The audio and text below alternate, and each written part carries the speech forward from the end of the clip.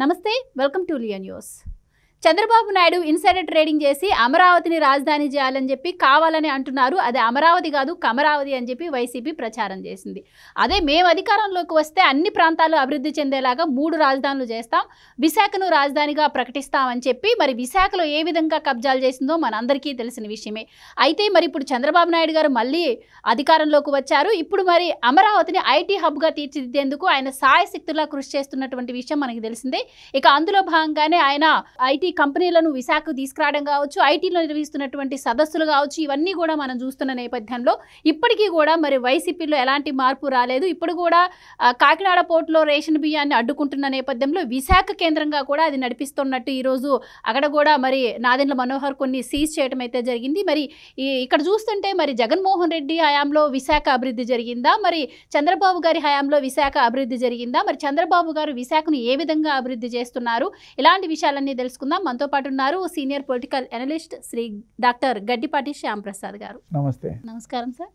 Sir, ఇప్పుడు చంద్రబాబు నాయుడు గారు అధికారంలోకి వచ్చాక అన్ని ప్రాంతాల అభివృద్ధి ధ్యేయంగా ఆయన కృషి చేస్తున్న విషయం మనందరికీ తెలుసు. కర్నూలు కావచ్చు, రాయలసీమలో కావచ్చు, గతంలో కూడా మనం చూసాం అనంతపురంలో కియా తీసుకురావడం కావచ్చు. ముఖ్యంగా విశాఖను ఐటీ హబ్గా తీర్చిదిద్దడం కోసం ఆయన చాలా కృషి చేస్తున్నారు. సో గతంలో కూడా మనం టవర్ ఏదో నిర్మిస్తే వైసీపీ వచ్చిన తర్వాత దాన్ని మళ్ళీ తీసేసిందని చెప్పి కూడా మనం వింటమైతే జరిగింది. సో మరి ఐటీ అభివృద్ధి విశాఖలో ఏ విధంగా జరుగుతుంది, ఎలాంటి కంపెనీలు వచ్చాయి, సో విశాఖ అభివృద్ధిని చంద్రబాబు గారు ఏ విధంగా చేస్తున్నారు, వైసీపీ ఏ విధంగా నాశనం చేసిందంటే మీరు ఏం చెప్తారు? మన ఆంధ్రప్రదేశ్ పునర్నిర్మాణం అమరావతితో మొదలవుతుందన్నమాట. ఎలాగంటే మనం కూటమి ప్రభుత్వం వచ్చిన తర్వాత 3 రాజధానుల నాటకాన్ని ఆపేసి అమరావతి రాజధానిగా అభివృద్ధిని స్టార్ట్ చేయటం చేశారు. అమరావతి అంటే దట్ ఈజ్ క్యాపిటల్ ఉంది. అది ఏంటంటే ఇది సెంటర్ ఆఫ్ ద స్టేట్. 6 జిల్లాలు అమరావతికి ఉత్తరాన, 6 జిల్లాలు అమరావతికి దక్షిణాన ఉన్నాయి. కాబట్టి గుంటూరు డిస్ట్రిక్ట్ అనేది సెంటర్లో ఉంది. 13 డిస్ట్రిక్ట్స్లో 6 డిస్ట్రిక్ట్స్ అప్, 6 డిస్ట్రిక్ట్స్ డౌన్, మధ్యలో ఉంది. అందరికీ సౌకర్యవంతంగా ఉంటుందనే ఉద్దేశంతో అమరావతిని క్యాపిటల్గా నిర్ణయించారు 2014-15 ఆ ప్రాంతాల్లో. అప్పుడు అపోజిషన్ పార్టీలో ఉన్న ఈ పులివెందుల ఎమ్మెల్యే దాన్ని అంగీకరించారు కూడా. అట్లాగే అది ల్యాండ్ పూలింగ్లో దగ్గర 34,000 ఎకరాలు తీసుకుని అమరావతిని నిర్మాణాన్ని స్టార్ట్ చేశారు. అది అర్ధంతరంగా 2019లో తెలుగుదేశం గవర్నమెంట్ ఓటమి పాలైన తర్వాత దాన్ని నిర్దాక్షిణ్యంగా నాశనం చేశారు. అది ఒక ఎత్తు. మా కూటమి ప్రభుత్వం ముఖ్య ఉద్దేశం ఏంటంటే administration should be centred and development should be decentralised. అంటే అభివృద్ధిని మొత్తం రాష్ట్రం అంతా అభివృద్ధి పరచాలని, అడ్మినిస్ట్రేషన్ మాత్రం సెంటర్లో అందరికీ అందుబాటులో ఉండాలనే ఉద్దేశంతో పెట్టారనమాట. అలాగే 3 రాజధానులు అనే పద్ధతి మంచిది కాదనే ఉద్దేశంతో ఇది చేస్తున్నారు. ఆల్రెడీ అది ఆ కాన్సెప్ట్ని అందరూ ప్రజలు తిరస్కరించారు. హైకోర్టు బెంచ్ కర్నూలులో పెడుతున్నారు. అలాగే వైజాగ్లో ఫైనాన్షియల్ క్యాపిటల్గా వైజాగ్ని నిర్ణయించారనమాట. అది చంద్రబాబు గారి టర్మ్స్లో financial capital of Andhra Pradesh is Vizag.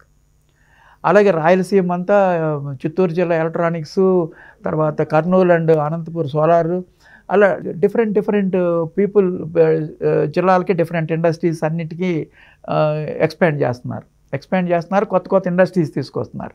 ప్రత్యేకంగా ఇప్పుడు వైజాగ్ గురించి చెప్పుకోవాలంటే వైజాగ్ని వాళ్ళు విలాసవంతమైన ప్రదేశంగా నిర్ణయించుకుని ఋషికొండను నాశనం చేసి ఎంతో ఖరీదైన విలాసవంతమైన భవనాలు 450 కోట్లు వృధా చేశారనమాట. అలా కాకుండా చంద్రబాబు గారు వచ్చి రాగానే, ఆయన ముఖ్యమంత్రి అవ్వగానే, మనకి సెంటర్లో కూడా మన గవర్నమెంటే ఉంది కాబట్టి, కూటమి గవర్నమెంటే ఉంది కాబట్టి వాళ్ళ సహకారంతో, వాళ్ళ సమన్వయంతో పరిశ్రమలు చంద్రబాబు గారి యొక్క దక్షత, సమర్థత, అనుభవజ్ఞత ఇవన్నీ చూసి, ఆయన దార్శనికత చూసి పారిశ్రామికవేత్తలందరూ ఆంధ్రప్రదేశ్ రావడానికి ప్రారంభించారు. ఆ ఇండస్ట్రియల్ పాలసీ కూడా బ్రహ్మాండమైన పాలసీలు తీసుకున్నారు. 6 టైప్స్ ఆఫ్ పాలసీస్ ఎవరికైనా అందుబాటులో ఉండేటట్టుగా. ఫస్ట్ వైజాగ్లో మిట్టల్ విత్ నిప్పాన్ కంపెనీతో బిగ్గెస్ట్ స్టీల్ కంపెనీ అనమాట. అది అనకాపల్లికి దగ్గరలో, అంటే వైజాగ్కి దగ్గరలో పెడుతున్నారు. దానికి 2 lakhs crores ఇన్వెస్ట్మెంట్ జరుగుతుంది. దాంట్లో ప్రస్తుతం 60,000 కోట్లతో బిగిన్ చేస్తున్నారు. దానికి ల్యాండ్ అలాట్ చేశారు. ఆ ల్యాండ్ అలాట్ చేసిన దానికి ఇంకా గవర్నమెంట్కి వాళ్ళు ఎంత రేట్ అనేది చెప్పలేదు. That company is coming. That is very big company. దాంట్లో దగ్గర ఎన్ని జాబ్స్ వస్తాయో లెక్కలేదు. ఎంప్లాయ్మెంట్ వచ్చేస్తుంది అనమాట. కూటమి ప్రభుత్వం ముఖ్య ఉద్దేశం ఏంటంటే 20 లక్షల ఉద్యోగాల కల్పన. ఆ 20 లక్షల ఉద్యోగాల కల్పనలో మొట్టమొదటి సంవత్సరంలోనే 5-6 లక్షల ఉద్యోగాలు వచ్చేటట్టుగా వాళ్ళు ప్లాన్ చేస్తున్నారు. నియర్లీ 4 lakhs వరకు వచ్చినాయి ఇప్పుడు. రకరకాలుగా ఒక్కొక్క మ్యానుఫ్యాక్చరింగ్ ఇండస్ట్రీ ఉంది, సర్వీస్ ఇండస్ట్రీ ఉంది. మ్యానుఫ్యాక్చరింగ్లో స్టీల్ ఇండస్ట్రీ ఇది మనం చెప్పుకుంది. అలా కాకుండా కేంద్ర ప్రభుత్వం కూడా మనకు చాలా సహాయం చేస్తుంది. ఎందుకంటే ఎన్టీపీసీ పబ్లిక్ సెక్టర్, ఇది మెటల్ది, ఇది private sector. NTPC is public sector. అది ఏపీ జన్కోతో కలిసి ప్లాంట్ వైజాగ్ దగ్గరలో పెడుతున్నారనమాట. అది యాక్చువల్గా ప్రధానమంత్రి వచ్చి దాన్ని శంకుస్థాపన చేయాలి. దానికి ల్యాండ్ కూడా అలాట్ అయింది. అది కూడా 2 lakhs crores ఇన్వెస్ట్మెంట్.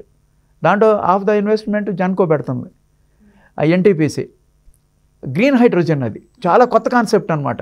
అది ఇతర దేశాల వాళ్ళు కూడా దాన్ని కొలాబరేట్ చేస్తారు, వాళ్ళు కూడా దీని నుంచి చేస్తారనమాట. అంటే ముఖ్యంగా 2 ఇండస్ట్రీస్, 2 మ్యానుఫ్యాక్చరింగ్, ఒకటి స్టీలు, ఒకటి గ్రీన్ హైడ్రోజన్. ఈ 2 వైజాగ్ సరౌండింగ్స్లో ఉన్నాయి అన్నమాట. అట్లా ఏంటంటే ఈ 2 దగ్గర 4 lakhs crores ఇన్వెస్ట్మెంట్. అంటే ఎంప్లాయ్మెంట్ ఎలా వస్తుందో ఆలోచించండి. ఎకో సిస్టమ్ డెవలప్ అవుద్ది. ఆ ఎకో సిస్టంలో మీకు ఇంతమంది ఎంప్లాయీస్ వచ్చినప్పుడు మనకు కావాల్సిన ఇన్ఫ్రాస్ట్రక్చర్ కావాలి. ఇన్ఫ్రాస్ట్రక్చర్కి ఏమైంది, ఇప్పుడు రైల్వే జోన్ వస్తుంది అక్కడికి, విశాఖ రైల్వే జోన్. అది కూడా ఆల్మోస్ట్ ల్యాండ్ అలాట్ చేసేసారు. గత గవర్నమెంట్లో సెంటర్ ఇస్తానన్నా సరే వాళ్ళు ల్యాండ్ ఇవ్వాలి. మన గవర్నమెంట్ రాగానే, ఈ కుటుంబ ప్రభుత్వం రాగానే ల్యాండ్ అలాట్ చేశారు.